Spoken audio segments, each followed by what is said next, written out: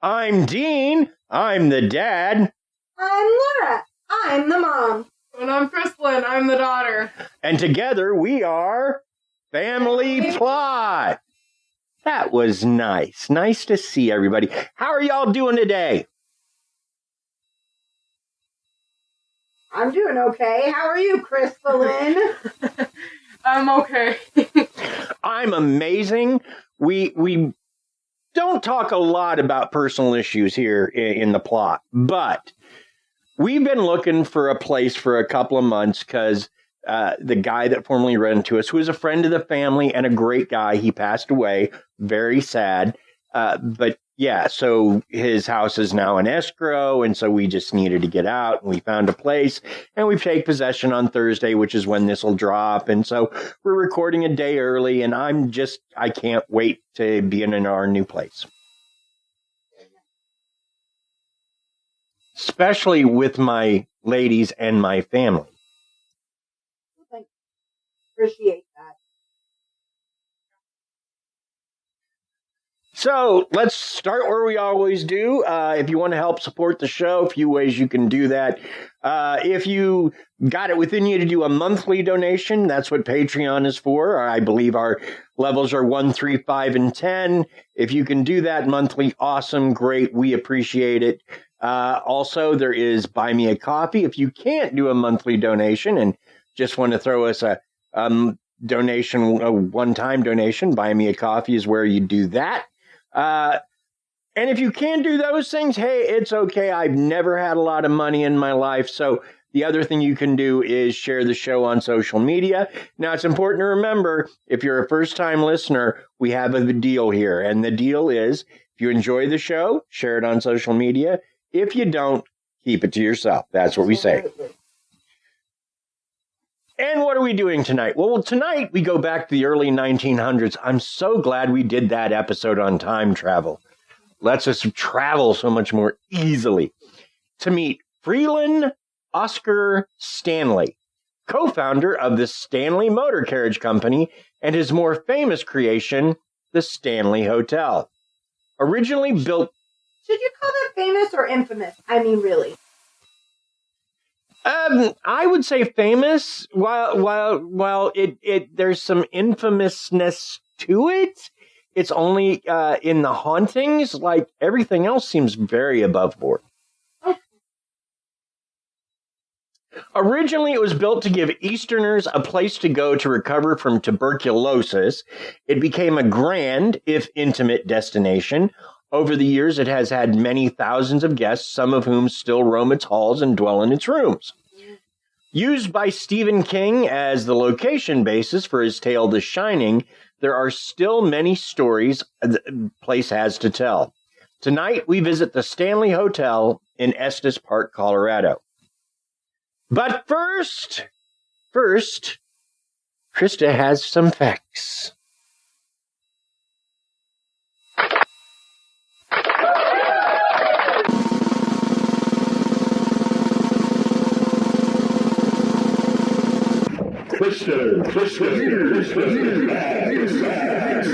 So, what facts do you have today?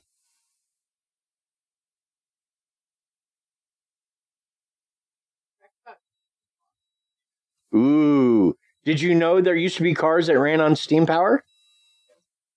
Well, I did not know you knew that. I didn't know that.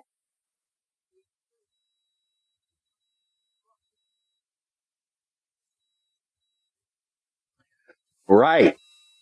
Take it away, my Krysta, my Krysta. Oh.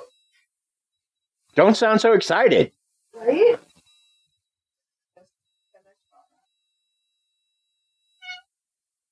Well, geez, Paulo. We just did our... How'd you do? Well, I'm pretty sure we did well, besides the fact that we were only up the under 5.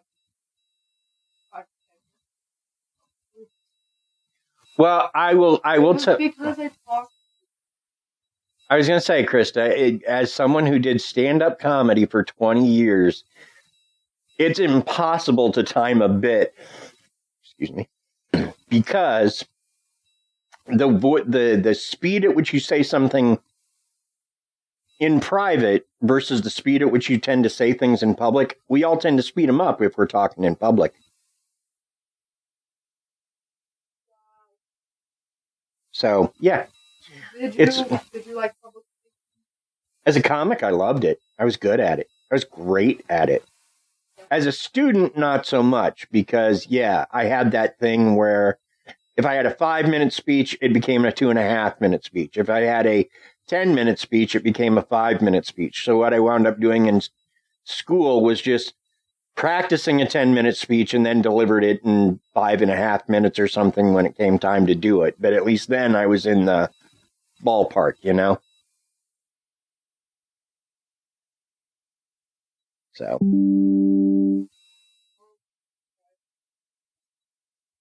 And I'm proud of you. I can't tell you how proud of you I am. Well, steam cars, huh? Yeah.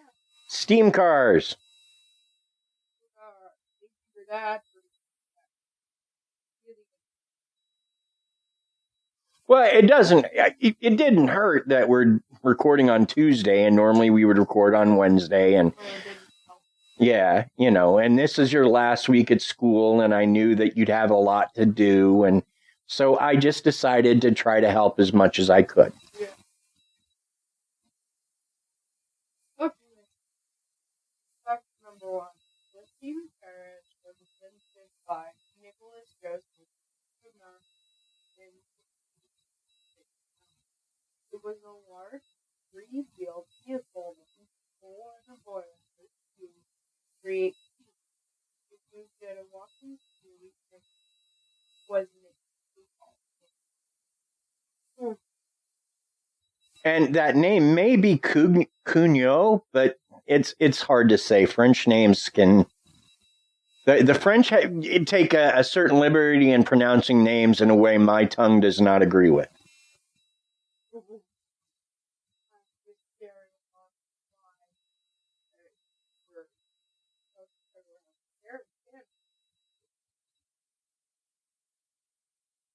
Because a vehicle doing it, even at walking speed, meant soldiers didn't have to do it and they could focus on the fight.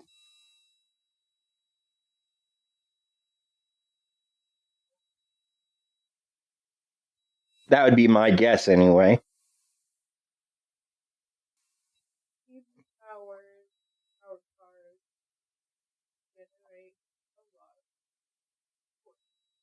Work is the twisting force that provides rotation. With all this force, steam-powered cars accelerate very quickly. I've never had a car that accelerated very quickly. I thought it was supposed to be fast.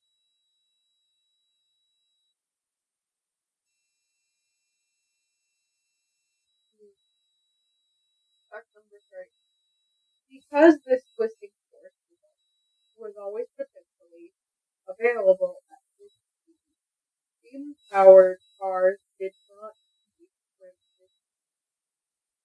Well, I like that. That's one less thing to go out. You ever had to replace a transmission? Them things is expensive.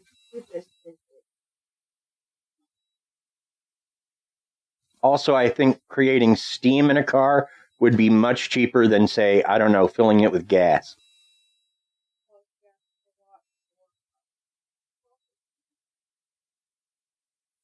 But steam as well. Coal as well. But it's been a lot less costly.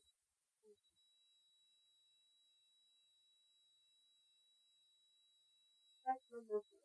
Steam cars could carry heavy loads and were very quiet. Which is different because in a lot of movies and stuff, they show you what loud cars.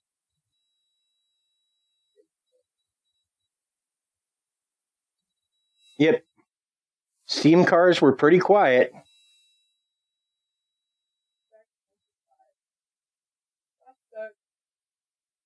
Oh, Wow, that was quick. Yeah. I'm so sad. Steam-powered cars had to be fired up, and thus you had to start it off in half an hour before you could start it. Wow, Well, that was the downside to them. I mean, definitely. you know, Definitely a lot of advantages for that whole thing. yeah, but I mean, it is a bit odd in our modern parlance to think that, you know, if you have to be somewhere at 6 and you have to leave at 5:30, then you have to go out and start your car at 5 so it has a good head of steam that you can use to get to where you're going. Yeah. Yep. So let's talk about Freeland Oscar Stanley, also referred to as F.O. Stanley. Also, before you start talking about Mr. Steven, Crystalline, thank you for that. Yes. Thank you, Krista. I gave you more claps.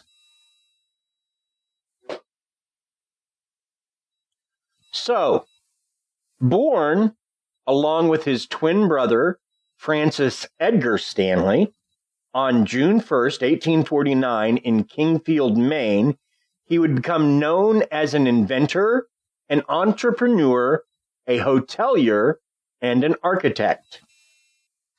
Hotelier and an architect. Yes, yes. So,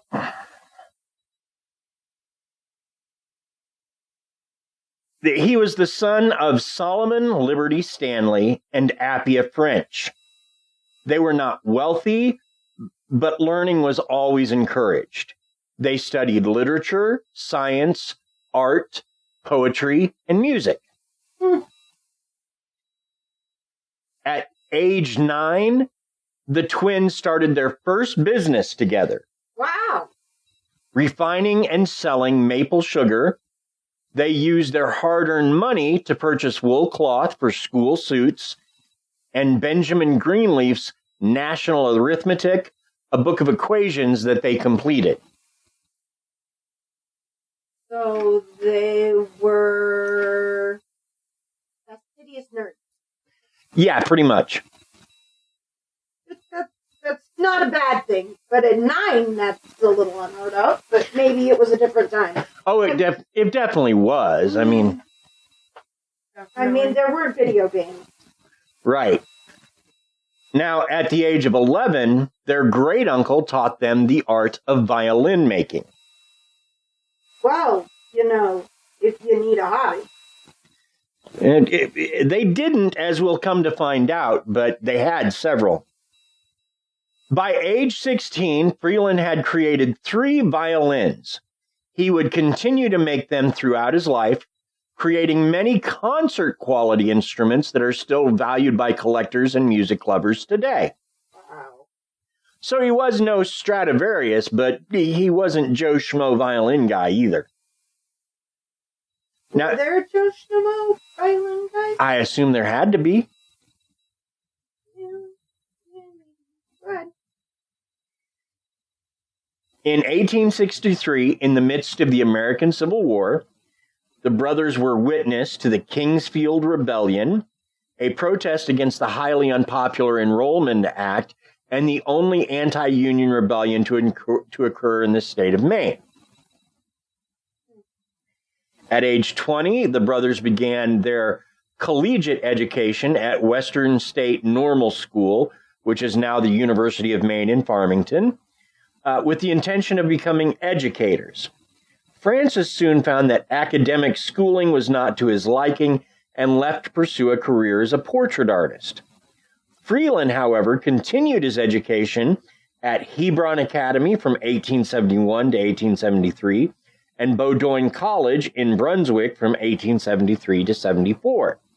He was in the same class as Arctic explorer Admiral Robert Peary and present during the so-called Drill Rebellion, in which Bowdoin pupils refused to participate in the daily military drills mandated by the college president, Joshua Chamberlain.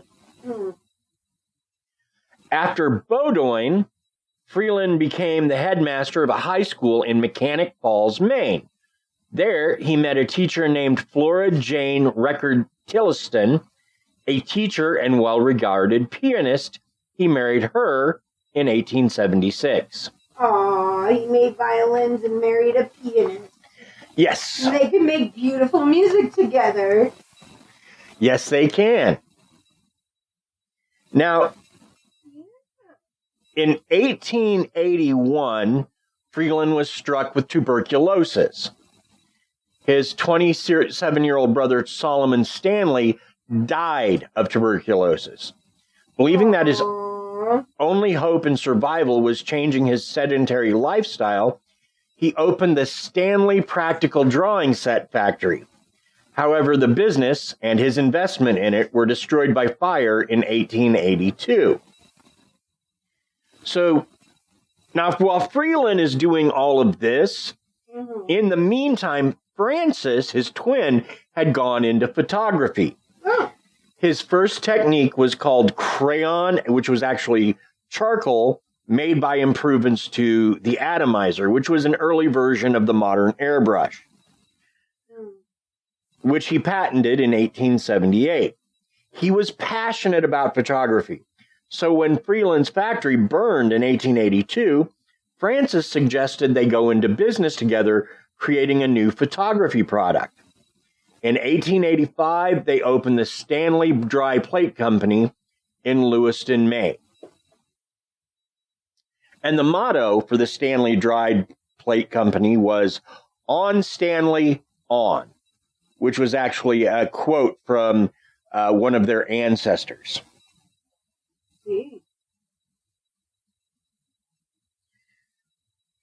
Now, the first primitive dry photo plate had been invented by the English physician Richard Leach Maddox in 1871. Charles Bennett made important improvements to the original formula, but 10 years later, most photographers were still using a wet plate collodion process. Don't ask me what a collodion process is, but it sounds sticky and messy.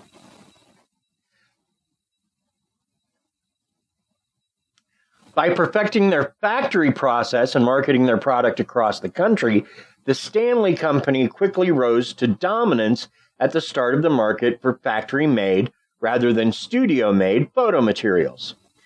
The brothers amassed a small fortune and in 1890 moved their business to Watertown, Massachusetts, and bought homes in nearby Newton. Now, in Newton, Massachusetts, Freeland and Flora Stanley were considered important members of well-to-do society. In 1894, and this is where the architect thing comes in, Freeland built a colonial revival house at 165 Hunnewell in the Hunnewell Hills section of Newton Corner. In 1897 to 98, the twins purchased land and made plans for the Hunnewell Club, the seat of social activities in the area, especially for their friends and neighbors. The building had a ballroom, bowling alleys, and billiard tables. Freeland was a huge fan of billiards. Now, in the early years of the 1900s, by 1904 at the latest, Freeland designed the Alex G. Winter House, which was then built by architect L.A. Norton. The house still stands at 33 Winters Hills Road. It is reminiscent of the other buildings Freeland designed and built during his lifetime. Okay, so just really quickly, the wet plate collodion process is a way to take pictures in which panes of glass were covered with a chemical solution to be used as a negative. Okay. Interesting. Now, in the early years of the 1900s, and by 1904 at the latest, I'd already been there, sorry. In 1905, the Stanley Dry Plate Company was sold to a group of investors who would make the business central to the rising Eastman Kodak Company. Nice. The Stanleys were both wealthy and famous at this point. Well, that's good. In 1896, Francis Stanley fell in love with bicycling and tried to get his wife to ride. But this led to a wreck which caused the woman to swear off bicycles forevermore. Mm-hmm. Yeah, that could do it, for sure. Supposedly, Francis swore on the spot to find a safer alternative for he and his wife to ride. To this end, he decided a steam-powered vehicle to be the most practical and began to build a prototype. By 1897, Francis had sold his horses and buggies and was now tooling around in his prototype with his wife. In 1898, the brothers would take the prototype to the Boston Auto Show held in Charles River Park. It so impressed the crowd that Freeland committed to his brother's vision, and they began to build these cars on order as the Stanley Motor Carriage Company. Right.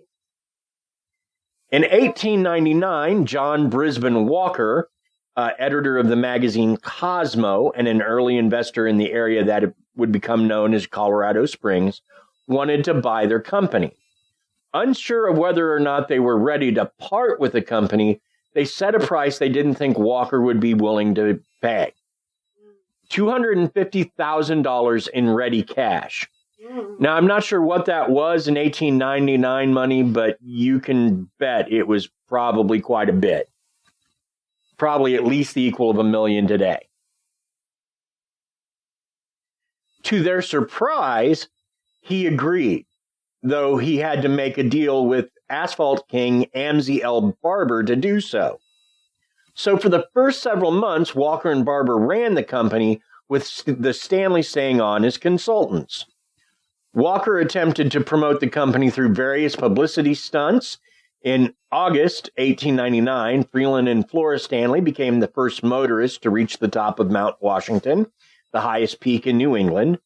In November of that year, Freeland gave William McKinley a tour of Washington, D.C. in a Stanley automobile, which was the first time a sitting U.S. president had ridden in a car.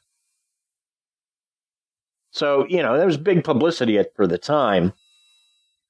Once the Stanleys were no longer consultants, Barber and Walker split the company.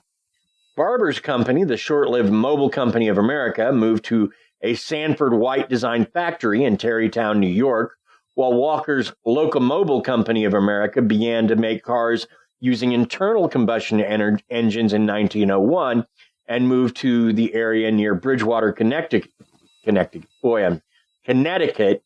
an important area for early car companies. So the boys did not want to sell, and they had charged this, what they felt was an exorbitant sum that they were not expecting these guys to pay. And it sort of reminds me, there's a movie, and I cannot remember it to save my life. To remember the title of it, but it stars Warren Beatty as a football player that dies. And the angel in charge of it pulls his soul out early. He would have survived the accident he was going to have, but the angel in charge pulled his soul out early, and he shouldn't have died. And so then they've got to get him a body back, right? And so they put him in the body of this millionaire, and he decides he's going to train himself to be a quarterback because he knows it, right? His soul knows it from, and I can't remember the name of the movie, but at one point he decides to buy a football team, the one he used to play on. And the guy doesn't want to sell to him. And after it's all over, the guy that sold it to him is talking to another guy who's like, that dirty son of a bitch. And the guy's like, what happened? He's like, I asked him for $22 million. He said, okay. So it was sort of the same kind of thing. So $100 in 1899 in today's money would be $3,045. So I don't math well, but whatever that would be for $250,000. You're looking at $750,000. So I was wrong. It's not $1 million, but it's still a pretty hefty sum.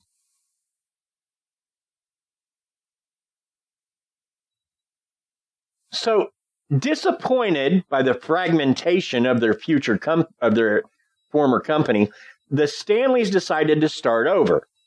The name of their business, the Stanley Motor Carriage Company, was available to them once more, as was their factory since Walker had vacated it, though Locomobile held the patents to the cars they used to make.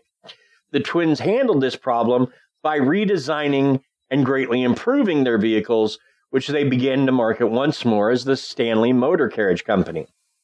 Though to the public at large, they referred to as Stanley Steamers. Now, George Eastman, their rival in the dry plate industry, and later the man who would acquire their dry plate business, was a huge fan of these cars, once famously saying, "If the electric car is a peach, then the Stanley is a peacherina." I don't know what that means. I have no frame of reference for that. I'm not familiar with the terminology peacherina. In 1906, with driver Fred Marriott behind the wheel, the Stanleys specifically designed Rocket Racer, which they designed specially. It broke the land speed record, achieving 127.66 miles per hour over 1 kilometer at Ormond Beach, Florida, earning them the Dewar Trophy. Wow. The following year, when they attempted to break their own record, the Rocket Racer crashed. Although Marriott was not killed, the Stanley brothers decided to set aside their record-breaking ambitions. They did plan to compete in the 1906 Vanderbilt Cup race with a specially designed Vanderbilt racer, but they were disqualified by the strict entry requirements of the race.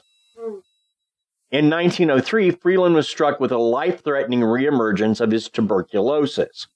The most highly recommended treatment of the day was fresh, dry air, lots of sunlight, and a hearty diet. Like most of his fellow tuberculosis sufferers, who are referred to as lungers, he decided to take the possibly curative air of the Rocky Mountains. So did you mean peacherina? He said peacherina, but The cross between a peach and a nectar. It's sweet and juicy. This is a better version of peach. to some people, I don't like nectarines. I don't like the peaches either. It's like, yeah, great, you've combined two fruits I never want to eat. What do you do for an encore? Combine prunes and raisins? No, thank you. Don't want that either. Now, Freeland and Flora arrived in Denver in March 1903, followed shortly by his Stanley Runabout, which was shipped by train. After one night at the Brown Palace Hotel, Stanley arranged an appointment with Dr. Charles Bonney, who got his MD at Harvard in 1889, and he was a prominent American expert on tuberculosis. Dr. Bonney, a great advocate for home treatment, advised Stanley to leave the hotel for a rented house as soon as possible. Stanley spent the remainder of the winter at 1401 Gilpin Street. When his symptoms had not improved by June, he decided to spend the summer in the Colorado mountains. Bonney recommended Estes Park, whose climate he compared with that of Davos, Switzerland, a posh resort for European tuberculetics, which is apparently what they called people with tuberculosis. Excuse me.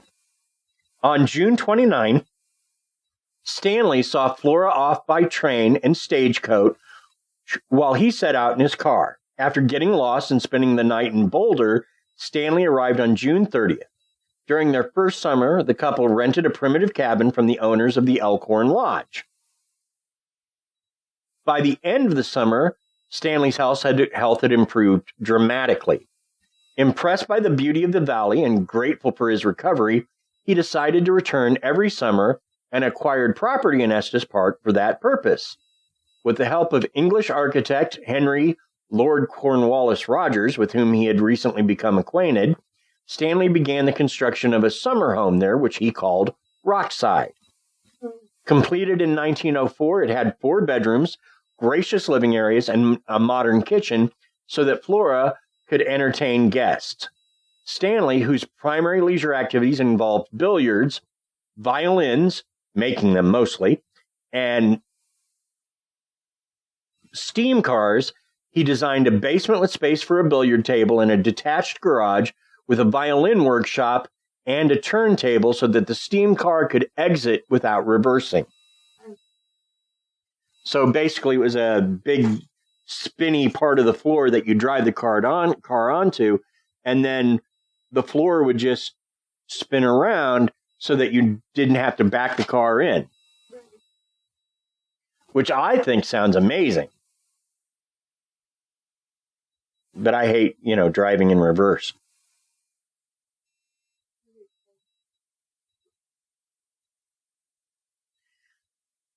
Now, the front door of the house opened onto a veranda facing south with a view across the Estes Valley towards Long's Peak.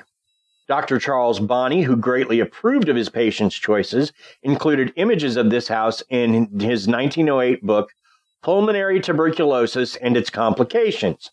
It remains standing today west of the Stanley Hotel, where it has been restored as a historic home. By 1907, Stanley and his wife had become enamored of the beauty of the Colorado mountains, comparing them to the rock-ribbed hills, ancient as the sun, of William Cullen Bryant's Thanatopsis. Not content with the rustic accommodation, lazy pastimes, and relaxed social scene of their new home, Stanley resolved to turn Estes Park into a resort town. In 1907, construction began on the Stanley Hotel, designed to cater to wealthy urbanites like those in the Stanley Social Circle back in Newton. Construction was steel frame with clapboarding on a granite foundation. Executed to Stanley specifications, the structure was built with the professional aid of Denver architect Thielman Robert Weiger. To power the hotel, Stanley constructed the Fall River Hydro Plant, which brought electricity to Estes Park for the first time. Upon opening, the hotel had a fully electric kitchen and steam laundry, a hydraulic elevator, electric lights and telephones, and 48 guest rooms, each pair sharing a bathroom. Near the hotel, Stanley built a concert hall with a Steinway grand piano as a gift for his wife, Flora. During the day, guests at the Stanley enjoyed golf, bowling, horseback riding, and motor excursions. At night, there were formal dinners, concert, and lighter entertainment, such as billiards. The steam car played a pivotal role in the hotel's operation. To transport visitors to and from the hotel, Stanley created a 12-seat model, which was thereafter marketed as the Mountain Wagon, and became popular at other resorts, such as those near present-day Olympic National Park in the state of Washington.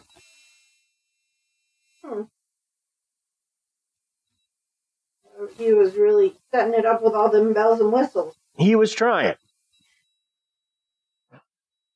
Now, Stanley's presence and the hotel's construction provided enormous impetus to the town of Estes Park, which incorporated in 1917. In 1904, Stanley organized and partially funded the paving of the Big Thompson Canyon Road, which is today US 34, to Loveland, and in 1907, the paving of the St. Vrain Road, which is today US 36. In 1906, he became president of the Protective and Improvement Association, and in 1907, first president of the Estes Park Bank. By 1908, he had purchased the ranch lands of Lord Dunraven, much of which he gradually donated to the town. His largest grant, given in 1936, is now occupied in part by the man-made Lake Estes, formed by Olympus Dam in 1947 and 48, the fairgrounds in 1941, and the town's elementary and high schools, and the Estes Park Museum. F.O. Stanley is also known for his role in the creation of the Rocky Mountain National Park. As president of the Protective and Improvement Association, he is aware of the value of the Estes Valley lay in its natural beauty and wildlife.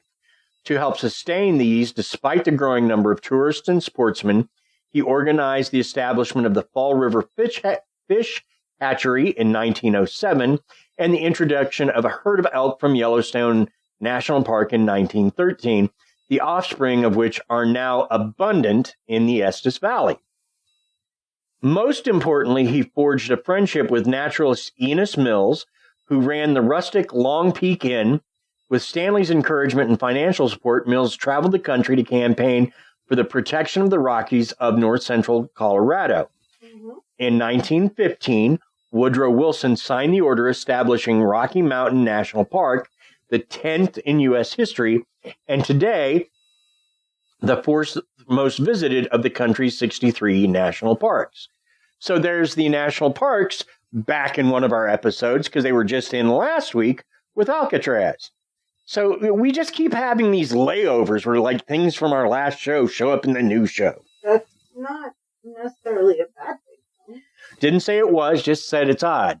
I half expected a shark to show up, maybe move in next door. His health is bad, so he needs to go to Estes, and I don't know. I just half expected it.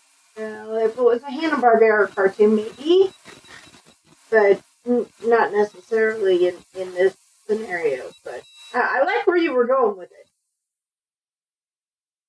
In 1926, Freeland sold the hotel to the Stanley Corporation, a private company established to manage his assets in Estes Park. Without his fortune to support the company, to support the operating costs, though, the corporation soon filed for bankruptcy.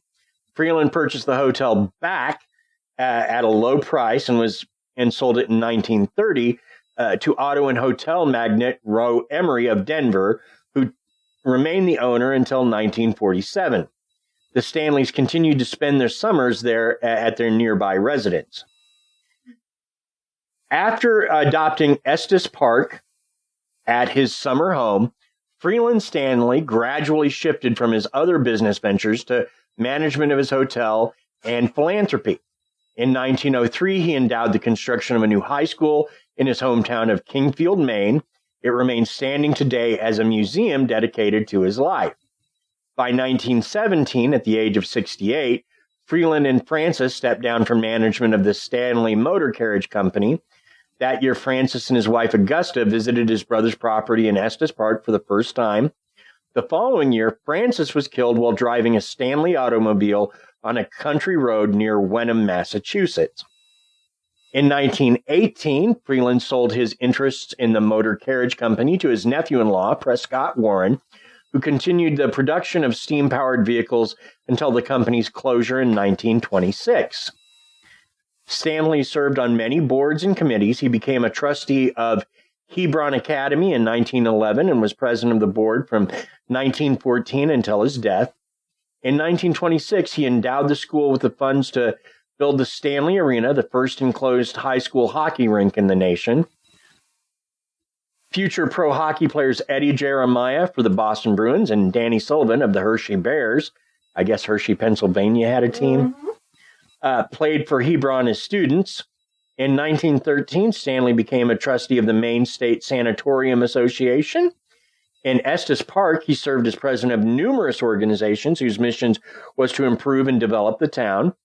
In 1933, his steam-powered car, having long been superseded by combustion-powered models, Stanley called on Henry Ford, who now dominated the automobile industry, at his factory in Dearborn, Michigan. During the visits, Ford bought several of Stanley's violins. By 1926, Flora Stanley's eyesight had deteriorated so that she was uncomfortable in places that she didn't know well.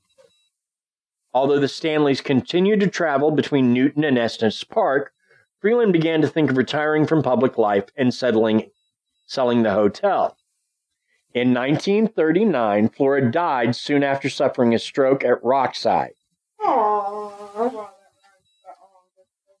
Yeah, 63 years. Oh, that's a really long time for way back then. Well, and I like Freeland at this point. I mean, he's industrious. He's had a job almost since 9. Yeah. And he keeps trying to do things for other people as well as himself. And tuberculosis was a hard disease. to be a tuberculotic and be so generous, it just seems odd to me. But I'm really liking him at this point. And Flora is a big reason why. Anybody who loves someone like that, well, they're not my Laura, but...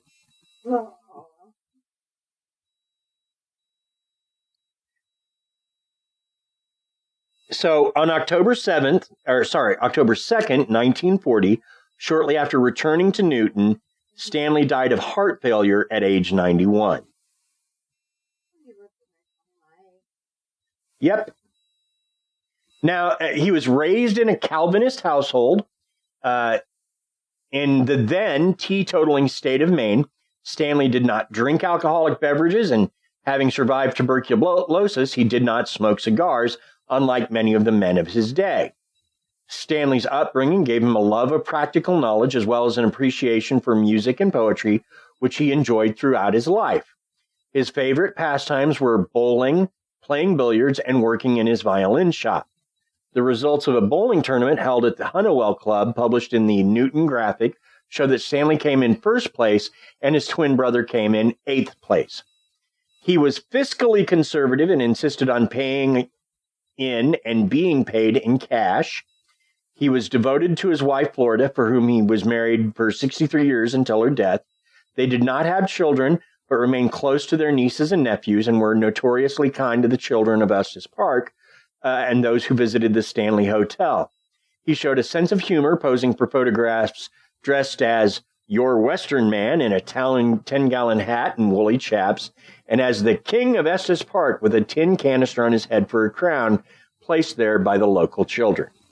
Mm-hmm. So that's F.O. Stanley, Freeland Oscar Stanley. He's the guy that built the hotel, and that is his life. Now, before we get into the Stanley Hotel and its history, I say we take a moment for a word from our sponsors. That's probably a good idea. I think so.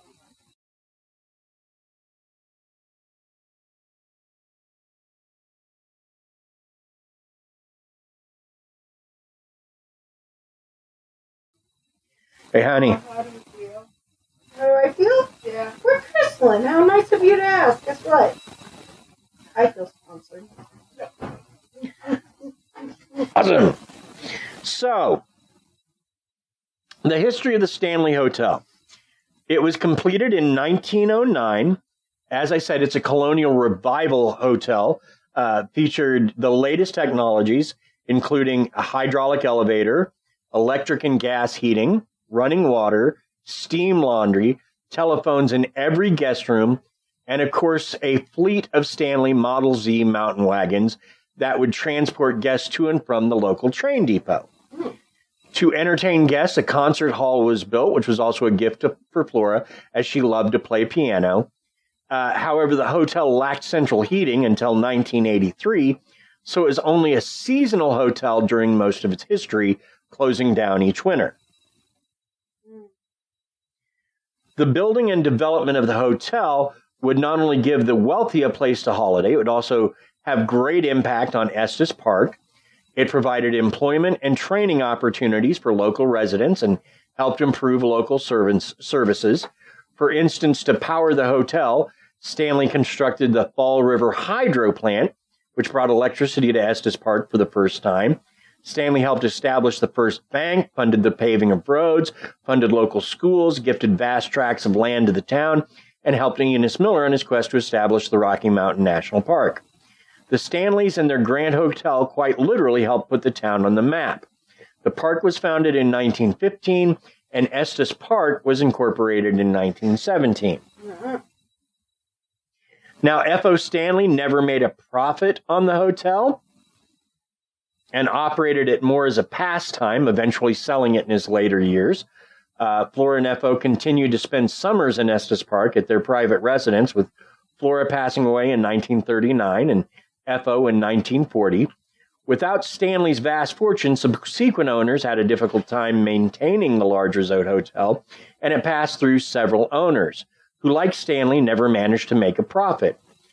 By the time Stephen King faithfully showed up in the hotel, It was not in its best condition, and it would be the fame of the novel and subsequent film The Shining that may have saved the hotel from the wrecking ball. See, okay, here's the story. Stephen and Tabitha King show up.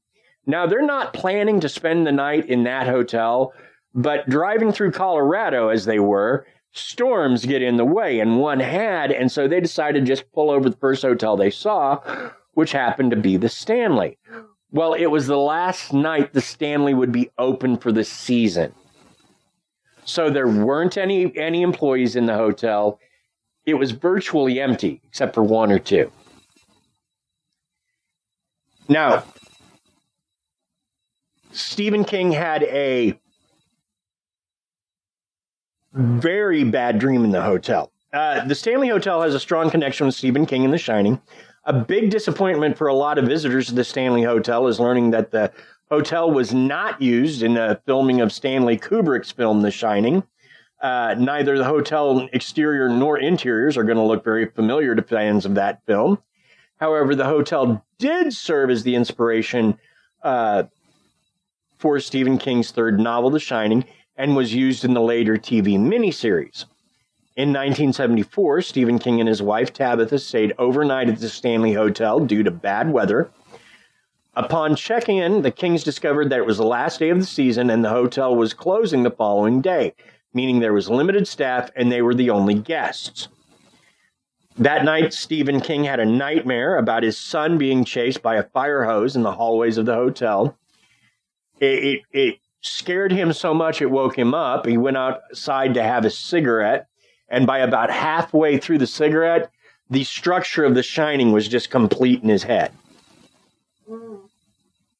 It to be, I guess. And he would publish The Shining in 1977. The novel quickly became a bestseller and remains one of King's most popular novels. In 1980, Stanley Kubrick would direct the film version of King's novel, choosing to film the vast majority of the movie on a film set and using the Timberline Lodge in Oregon for a few of the exterior shots of the fictional Overlook Hotel. The room number was changed to 237 in the film, something the Timberline Hotel requested as it did not relate to an actual room number at the hotel, as they were afraid guests would not want to sleep in the room featured in a horror film. And boy, were they wrong. The memorable hedge maze in the film did not exist at the Stanley Hotel, the Timberline Lodge, or King's fictional Overlook Hotel, but was added into Kubrick's retelling of the story. Interestingly, a hedge maze, although much smaller in scale, was planted at the Stanley Hotel in 2015 because of its connection with the film. King was generally disappointed with Kubrick's adaptation of his novel, and in 1997, Stephen King wrote a teleplay and produced a 3-part The Shining TV miniseries directed by Mick Garris, using the Stanley Hotel as a primary filming location. Today, both the film and the miniseries are played on a loop on one channel at the Stanley, so guests can enjoy the films while staying overnight at the hotel. The fact that Stephen King stopped at the Stanley Hotel was very fortuitous for the future of the hotel. The hotel at that point had fallen into decline, and the success of the novel and film helped greatly boost bookings for the hotel, as well as lead to a fascination with the supposed hauntings at the hotel. The hotel also served as filming location for other films and TV shows, notably the 1994 film Dumb and Dumber. Jim Carrey requested to stay in room 217 during the filming, but left the room after only a few hours. Mind you, this is the same room that Stephen King stayed in. Mm-hmm. But it seems that something spooked Jim Carrey. It is not surprising that 217 is one of the most popular and requested rooms at the Stanley Hotel. If you want the chance to stay there, be sure to book this room well in advance. And the last time I looked, it was like a 2-year wait to get that room. Wow. Now, in 1911, there was a gas explosion at the hotel. Upon opening,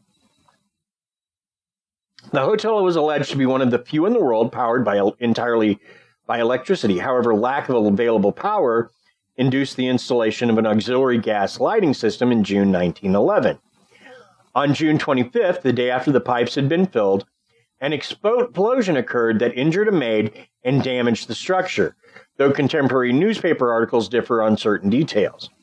A brief article telegraphed to the York Dispatch of York, Pennsylvania, and circulated by the Association Press the following day said, the Stanley Hotel bills at a cost of $500,000. So again, 1800s money, that's $1.5 million. So it's pretty penny to make it. Was partly wrecked last night by an explosion of gas. 8 persons were injured, 1 seriously.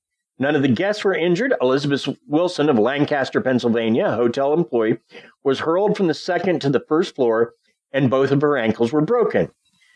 The other 7 injured, and I apologize for what I'm about to say here, but it is what's in the article, were Negro waiters.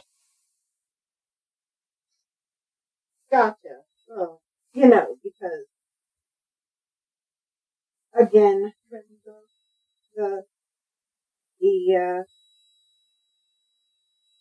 some things in our history just are not the nicest.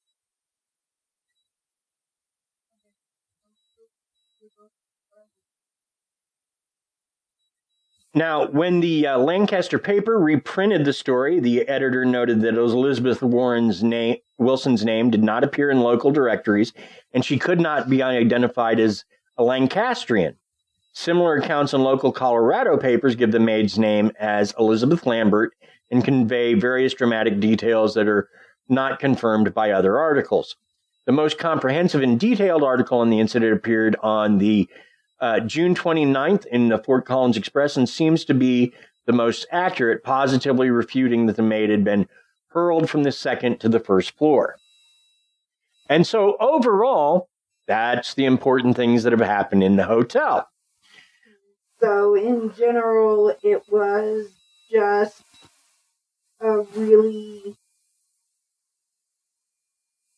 creative writer, got a little bit of the said, that's the reason we're talking about it. Well, it is haunted. We're just not sure by whom. Start with rooms 217. Many claim this room is haunted by Elizabeth Wilson, or whoever the maid was, the ghost of the woman injured when the room blew up in 1911. Even though she did not die in the explosion, healing from her injuries and living to a ripe old age, many insist it is her spirit that haunts the room, picking up after the living and driving apart non-married couples who dare to share the same bed. In some cases, male visitors have found their bags packed and tellingly left outside the door of the room. Boy, get out of the room! So she not only got blew up, but she was a little bit of a prude. Got it. She was like, no. Well, it definitely sounds like, it's definitely someplace that seems like it would be really interesting to visit. I'm not going to lie, hotels in general kind of tend to give me the creeps, especially older ones. So I definitely, if you were in one that was almost completely empty, I could see where the concern. Well, I see. What I want to do is I want to stay there with our family and like Demix and let Demix and Krysta stay in room 217. Yeah, that's not going to happen. Krista's giving you the evil eye right now, Dad. You make me stay in there and pulling your hair when you sleep. Now, sleeping in the room also tends to cause vivid dreams, according to some guests. And many who attempt to stay in this room do not make it through the night, like Jim Carrey. And I'm sorry, I'm down in on Jim Carrey here, but somebody has to. The band Murder by Death has done an annual concert there since 2013, although they probably skipped 2020 due to the COVID pandemic, and has reported many spooking events that happened during the concert or during their stay at the hotel. Vivid, horrible dreams. They hear strange whispers. They feel phantom touches. The band reports all of that stuff. Now, many visitors encounter ghostly children, and visitors in this ghostly children visitors in the stairs and hallways of the Stanley Hotel. Many of these stories seem to congregate in the fourth floor of the hotel, with room 418 in particular as a locus. Some guests have complained of children playing in the hallway all night long, though they later learned that no children were booked into the hotel at the time. Even Stephen King is said to have spotted a small ghost child on the second floor. There is even a smattering of animal ghosts that are linked to the Stanley. Road Tripper reports that the hotel is a small pet cemetery. Perhaps that's where Cassie comes from. She's a spectral golden retriever that some people swear have pawed at their doors. And if you happen to see a white cat wandering the property, you may have just encountered the spirit of Comanche, another resident of the cemetery. I see. Cassie and Comanche. Those are good names. So, Krista, you want to stay at the Stanley Hotel? Well, you can stay in room 418. The one with all the phantom kids playing outside all night long.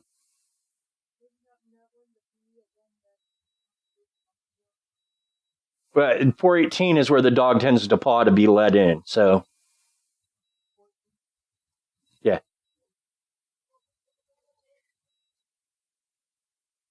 Now, perhaps, let's see.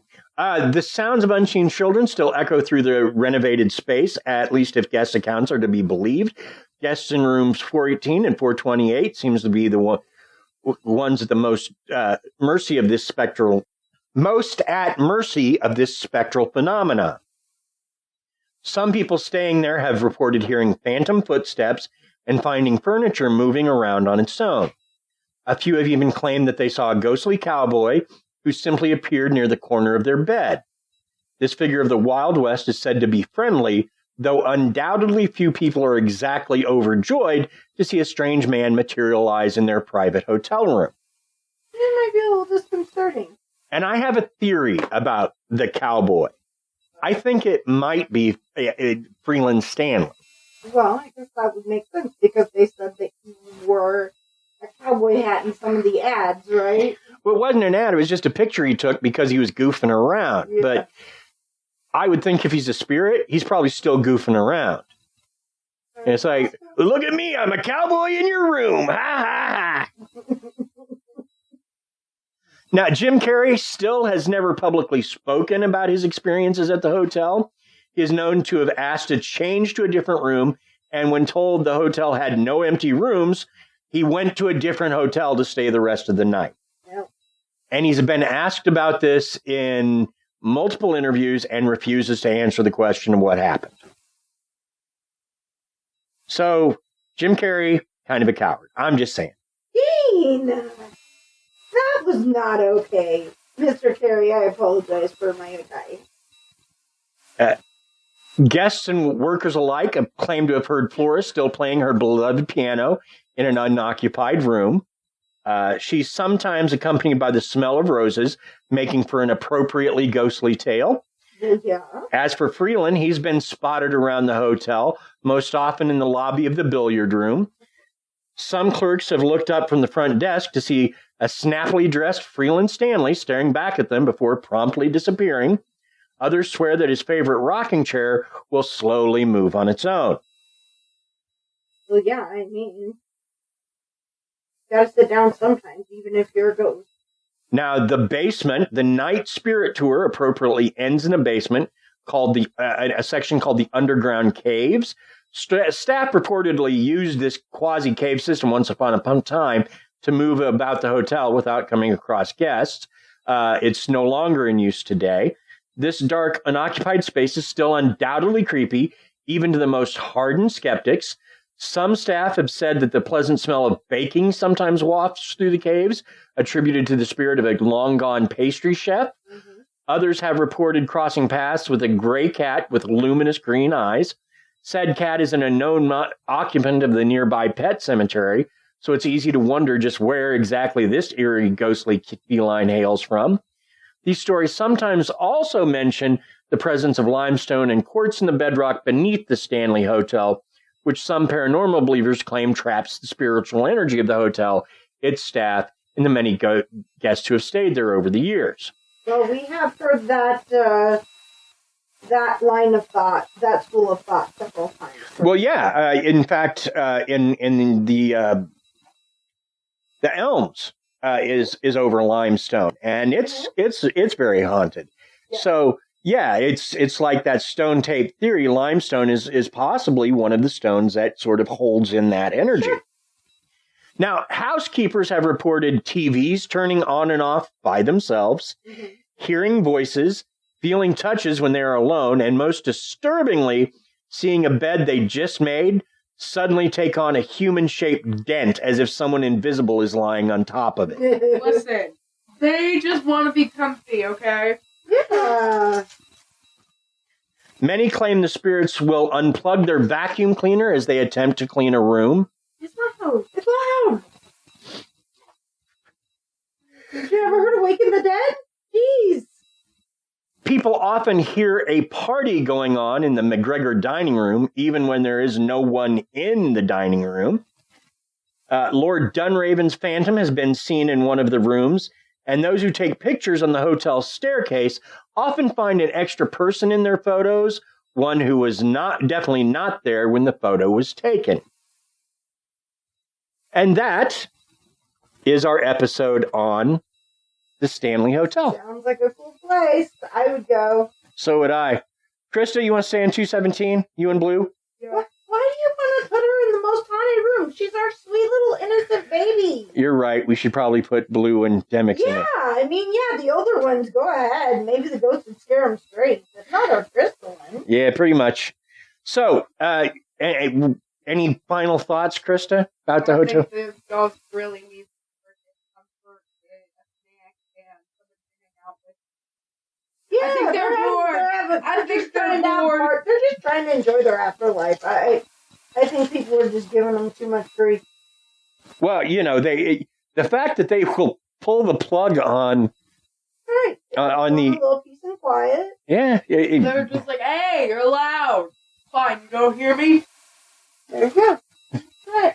and yeah, just the cowboy turning up when there's no cowboy that I can find other than Freeland makes me think it's Freeland in that dress. Just like, look at me, I'm a cowboy, ha ha. Because we know he turns up other places.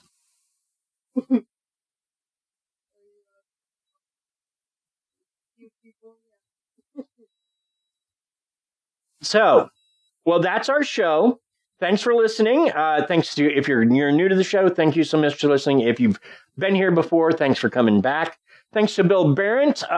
He does our theme music. If you need music for a project, Bill's your guy. Just reach out to him at Bill Barrett. And that's spelled BEHRENDT at sbcglobal.net. He will happily help you with whatever you need. Also, thanks to Paige Elmore of Reverie True Crime for doing our logo art in addition to our lovely Krista. Thank you, Paige. Thank you, Krista. Thanks to Aaron Gnurk of the Big Dumb Fun Show for promoting us locally. Join us next week for our Christmas episode. We have a Christmas episode. Cool. Yep. Okay.